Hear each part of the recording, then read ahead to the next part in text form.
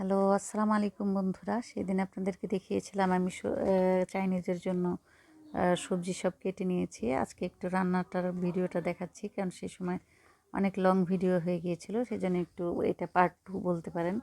তো এখানে সবজি রান্না করা হচ্ছে, চাইনিজ সবজিটা পেঁয়াজ দিয়ে দেওয়া হয়েছে তেলের মধ্যে। পেঁয়াজ দিয়ে সামান্য কিছুক্ষণ পেঁয়াজটা একটু ভাজবো।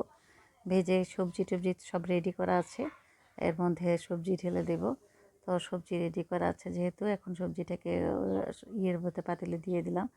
কিছুক্ষণ নাড়াচাড়া করে সবজিটা যেন বেশি কাঁচা না, মানে সিদ্ধ না হয়ে যায়, সেজন্য একটু কাঁচা কাঁচা থাকা অবস্থায় আমাদেরকে একটু সামান্য গরম পানি দিয়ে দিতে হবে, কর্নফ্লাওয়ার দিয়ে দিতে হবে, যেন আমরা হালকা সিদ্ধ হওয়ার পরেই, যেহেতু চাইনিজ সবজিটা একটু কাঁচা কাঁচা থাকে, তা আমরা একটু কাঁচা অবস্থায় নামানোর চেষ্টা করব।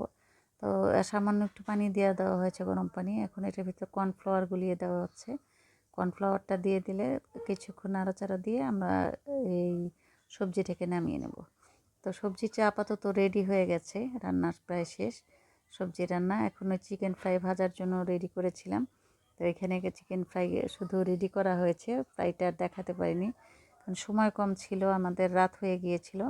যেহেতু এটা রাতের খাবার, তো আমরা সবাই ক্ষুধার্ত ছিলাম, তো তাড়াতাড়ি করে ফ্রাই করে আর ভিডিও করার সময় পাইনি, সেজন্য এই যে ফ্রাইটা রেডি করে নিয়ে এসেছি। এখন শুধু সার্ভ করব, সব রান্না হয়ে গেছে।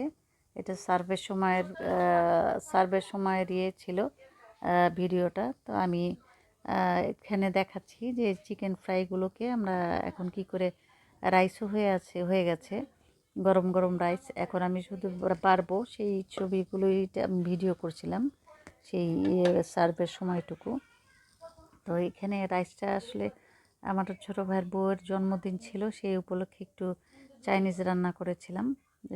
আর বাসায় তো 7-8 জন মানুষ, একটা বড় কড়াইয়ের মধ্যে রাইসটা ভাজা হয়েছে। রাইসটা যদি আসলে কড়াইয়ে ভাজা হয় সেটা আর একটু মানে মজাদার হয়, আর নাড়াচাড়া করা যায়। তো পাতিলের চেয়ে আমি কড়াইয়ে স্বাচ্ছন্দ্য বোধ করি। বড় কড়াইয়ের ভিতর প্রায় 1 কেজির পরিমাণ আমরা রাইস করেছিলাম, যে সব মানুষ খাবো বলে, সবাই খাবো একসাথে। তো এখন গরম গরম এই রাইসটা বেড়ে নিচ্ছি। এখানে 2টা ফ্রাই দিয়ে দেব। 2টা ফ্রাই তেমন কিছু করা হয়নি, ফ্রাই আর চাইনিজ যে কারিটা আছে, চাইনিজ কারিটা মানে চিকেন কারি করা হয়েছে। তো এগুলো দিয়ে আপাতত আমাদের রাতের খাবার। তো রাতের খাবারটা এখান থেকে আমরা শেষ করে ফেলবো। তো সবাই ভালো থাকবেন, সবার জন্য অনেক অনেক শুভেচ্ছা, শুভকামনা রইল।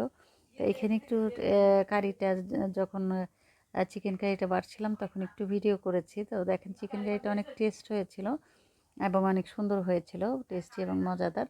তো আপনাদের সবাইকে অনেক অনেক শুভেচ্ছা এবং শুভকামনা, শুভরাত্রি, ভালো থাকবেন সবাই। আপনাদের জন্য অফুরন্ত ভালোবাসা এবং শুভকামনা রইল। আল্লাহ হাফেজ।